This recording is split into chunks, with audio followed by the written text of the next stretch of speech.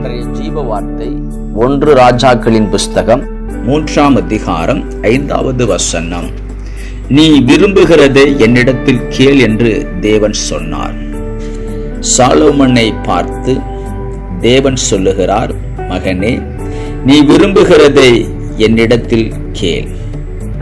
நீ விரும்புகிறதை என்னிடத்தில் கேள் என்று தேவன் சொன்ன வார்த்தையை இந்த இடத்திலே நாம் பார்க்கிறோம்.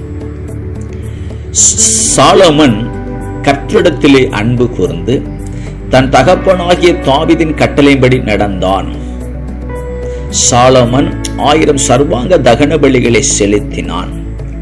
இந்த காரியம் தேவனுடைய பார்வையில் நலமானதாய் இருந்தபடியினாலே சாலோமனை நோக்கி தேவன், நீ விரும்புகிறதை என்னிடத்தில் கேள் என்று தேவன் சொன்ன காரியத்தை நாம் பார்க்கிறோம். எனக்கு அன்பான தேவ பிள்ளைகளே, தேவ சன்னங்களே, சாலோமன் தேவனிடத்தில், தேவனே எனக்கு ஞானமுள்ள இருதயத்தை தாருங்கள் என்று கேட்டான்.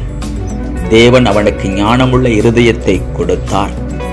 அவன் கேளாத ஐஸ்வர்யத்தையும் மகிமையும் கொடுத்தார் என்று வேதத்திலே பார்க்கிறோம். மிகுதியான ஞானத்தையும் புத்தியையும் தேவன் சாலோமனுக்கு கொடுத்தார் என்று வேதத்திலே பார்க்கிறோம். எனக்கு அன்பான தேவ பிள்ளைகளே, இந்த கடைசி காலகட்டத்திலே நாம் இருக்கிறோம். ஒரு குழப்பமான சூழ்நிலைகளில் தேசங்கள் காணப்படுகிறது. ஒரு குழப்பமான சூழ்நிலைகளே தேசங்கள் போய்கொண்டிருக்கிறது. இப்படிப்பட்ட சூழ்நிலை நமக்கு ஞானம் தேவைப்படுகிறது. கர்த்தருடைய ஞானம் தேவைப்படுகிறது.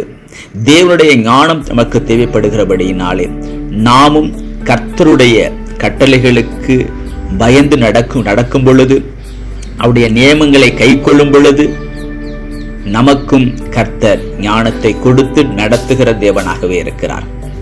ஞானத்தை கொடுத்து நம்மையும் ஆசீர்வதிக்கிற தேவனாகவே இருக்கிறார். ஆகவே சாலோமன் பெற்றுக்கொண்ட அந்த ஞானத்தை நாமும் பெற்றுக்கொண்டு கர்த்தருக்குள்ள ஆசீர்வாதமாய் இருப்போமா? கர்த்தர் நம்மை பெருகச் செய்வாராக. ஆமென்.